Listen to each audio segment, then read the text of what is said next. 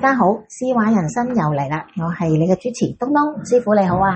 東東你好。好，今日我哋繼續講翻馬年運程咯。我哋今集同大家講邊個生肖啊？今日係講屬虎嘅，同埋屬兔係嘛？冇錯啦。好，咁首先講翻咧屬虎嘅生肖年份先，分別係1962、1974、1986、1998、2010同埋2022年嘅。係啦，咁屬虎嘅朋友咧喺馬年嚟講咧，大家要留意喎，因為你係冇吉星嘅喎。咦，冇吉星，咁其實係咪好少情況會冇吉星？每年都有啲生肖咧就係冇吉星嘅，冇吉星即係話你做咩都要靠自己咯，冇人幫你咯，就會辛苦啲咯。哦，咁樣嘅。係啦，因為你全部都係食自己啊嘛，可以講係。咁我哋睇翻咧佢嗰個虎年嗰個飛星圖啊，佢係屬於邊個方位啊？都係喺東北嘅，得一個文昌位，但係呢個文昌位就係話唔代表你做嘢方面會有幫助啊嘛，因為最多係好忙，好多嘢搞，但係咧就冇乜進賬咯。咦，咁如果譬如話冇，即係算係一個平穩平淡嘅一年，佢好似係有冇沖太歲啊、害太歲嗰啲啊？咁啊冇嘅，但係咧佢係一個辛苦嘅年份。辛苦嘅年份。哦，好，咁我如果冇吉星，我哋睇下咩凶星先啊？凶星有飛廉啦、大煞啦、白虎同埋子背嘅。飛廉咧就係俾人迫害啊，無端端俾人迫害啊。咦，可唔可以具體啲咧？被迫害係朋友啊，定係一啲陌生人啊？呢啲咧一定係你身邊嘅人嘅，陌生人唔會害你噶嘛。多數都係喺工作上咧，受人排擠啊，俾人講你是非咁咯。哦，咁呢個真係要多加留意咯。咁你嗰個大煞咧就係話唔順利咯，同埋做嘢好方便，好難阻力咯。咁呢就係做嘢令到你好唔開心嘅。咁會唔會除咗事做生意嗰啲都係咁樣咧？一樣嘅啫，都係會用喺生意上同人啲拍啲要多意見咯。即係可能要多加留意，謹慎啲。但係問題第一樣嘢，大家要留意喎，佢有個白虎星喎，白虎即係血光嘅星嚟嘅。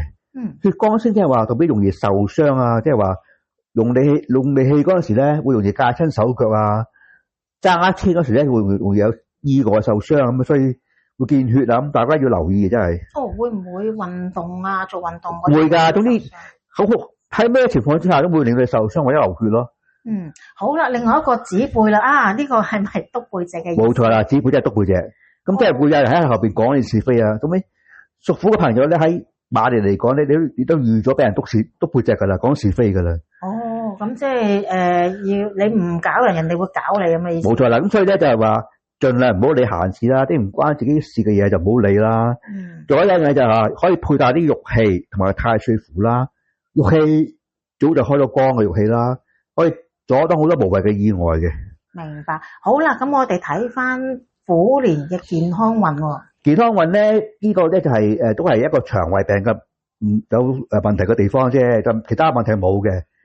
好似下個年份好似好多生肖都係關於腸胃都唔係咁好。係因為屬火嘅，即係九運屬火咧，火會令啲泥土燒焦啊，所以咧土係代表腸胃噶嘛，所以腸胃方面咧好多人都會有問題嘅。原來係咁樣。係啊，咁大家都要留意下啦。好，咁跟住睇翻佢工作運啦，頭先講咗啦，又冇吉星，就全部都係靠自己，比較辛苦啲係嘛？冇錯啦，一個好勞碌、好繁忙嘅年份咯。會唔會有機會未揾到嘢做嘅咧，都其實揾到，但係會辛苦啲揾到咧？係啦，好難㗎，因為佢個運氣唔強啊。譬如平時你揾工，可能有啲朋友介紹你啊，呢份工可以做咁啊。但係出年咧屬虎嘅朋友咧就係要樣都靠自己去撞咯。咁啊辛苦啲都好過冇，即係話差嘅。係啊，但係總之就係一定要少出聲，咪多忍讓咯。咁至於財運啊，佢譬如投資啊嗰方面，冇嘅，完全冇運啊。完全冇運嘅。係啊。冇運嘅意思即係都係辛苦啲啫，係揾到正財嘅。正財有，但係問題就話你呢個賭錢啊，呢個投機嗰啲就嗰啲唔係你做嘅咯。即係避免唔好作一啲重要嘅投資啦。冇錯啦。咁譬如話會唔會一啲搬屋啊嗰啲可能會喐一喐會好啲咧？冇啊，但係佢個冇驛馬路條喺度咧，好難搬屋噶喎，冇驛馬。即係都係安分守己一年啦。係啦，平淡嘅一年咧，咪辛苦一年咯。我明白晒。好，咁跟住我哋睇翻咧姻緣運啦，單身嘅婦女婦仔啊，有冇姻緣咧？繼續等下先啦，未到啊。都未到嘅。等下先啦。好。咁啊，結咗婚嗰啲有冇嘢要留意啊？結咗婚就係平淡嘅一年啦，兩夫婦之間大家心情都唔好啊，心情唔好啊，所以大家都會為咗工作咧係比較容易掹整咯，所以要小心啲咯。會唔會去下旅行會好啲咧？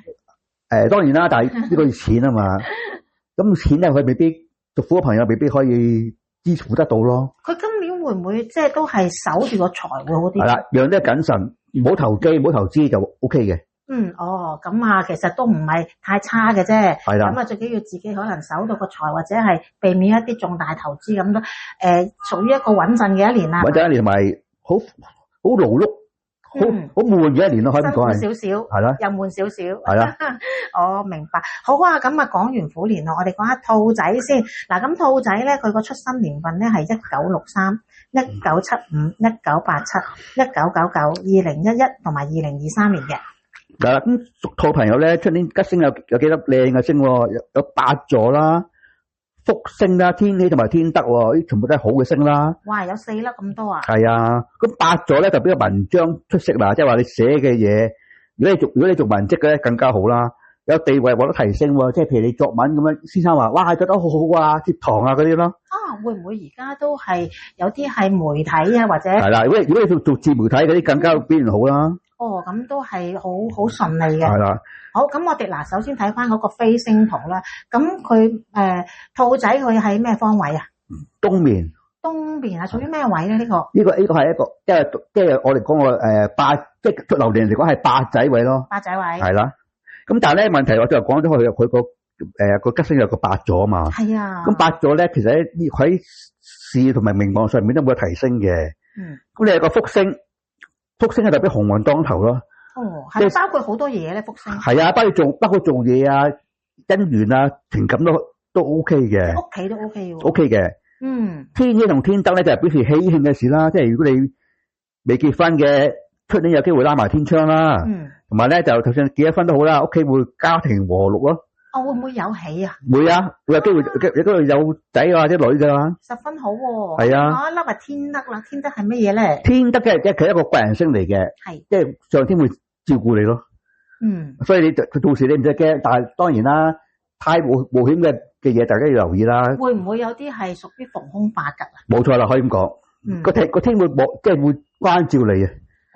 OK， 好，咁我哋睇完吉星，我哋睇翻有咩凶星先。凶星有桃花啦、咸池啦、絞煞同埋卷舌啊。桃花咸池其實通常係走埋一齊嘅，即係代表爛桃花。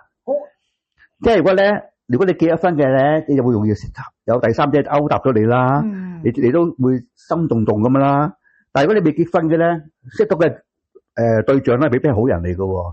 可能大家都係玩下咁樣，所以令到你好唔開心。嗰啲個爛桃花。咁譬如拍緊拖，咁啱啱又係兔仔兔女嘅，咁會唔會其實呢啲都係一啲誘惑啊？冇錯啦，如果你拍緊拖，突然間有個另外第三者行埋嚟，你又唔好動心咯，你要專心專意喎。即係可能呢啲係即係路邊嘅花嚟啫。路邊嘅花不要採。明白。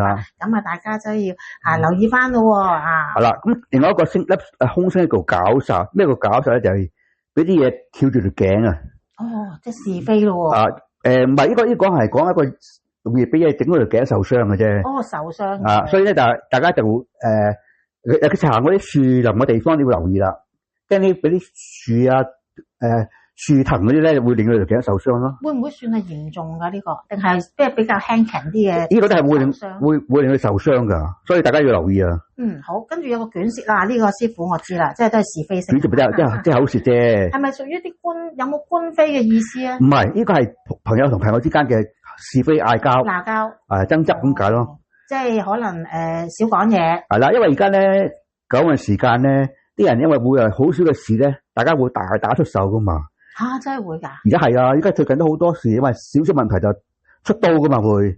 都係。所以咧，啲卷舌嘅星咧，大家就會避免同人爭執咯，因為一家大家都唔好口嚟打起上嚟就唔好啦，係咪？即係忍讓下啦。係啦，即係大事化小，小事化無啦。係啦，因為你一卷舌好麻煩嘅，會俾人周圍同你撩交嗌咁咯。都係㗎。好啦，跟住我睇翻兔仔年咧，佢個健康運咧有啲咩要注意咧？兔仔年咧，因為出年咧就係馬年啊嘛。係。咁兔仔運嘅咧，就係話會容易心臟嗰啲有問題，同埋手腳容易受傷。手腳易受傷。係啦。咁即係做運動，可能大家要小心啲啦。係啦，呢個就留意嘅。高風險嘅運動就避免啦。冇錯啦。好。咁跟住工作運啦，嗱頭先講咗啦，佢有8座福星天德天喜啦。咁啊，工作運其實都應該會十分順利啊，係嘛？非常之好添，老細又關照你，自己做得開心，非常之好嘅。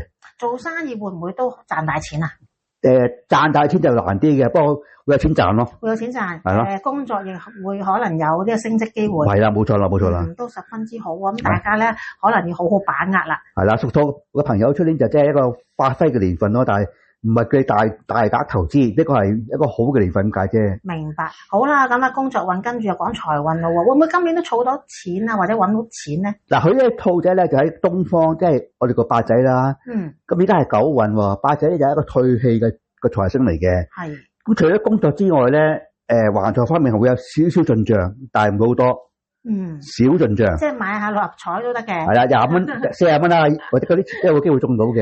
咁我哋都係唔建議去大家去賭博，但係咧小賭100即係幾十蚊咧都冇問題嘅。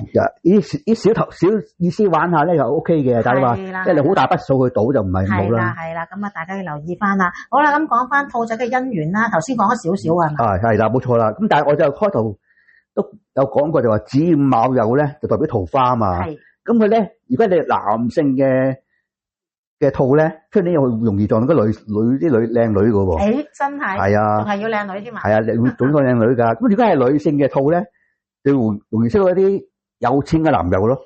咁都唔錯喎。係啊，咁所以大家要盡量把握機會啦，唔好嘥咗佢啊。好啊，非常之好啊。好啊，多謝晒師傅。我哋今集咧又同大家分享咗虎仔、虎女同埋呢個兔仔、兔女嘅生肖運程啊。係啦。咁我哋跟住下集咧又會講翻最後尾嘅2個生肖，就係龍年同埋蛇年。冇錯啦。好，咁啊大家密切留意啦。咁我下集再見。拜拜。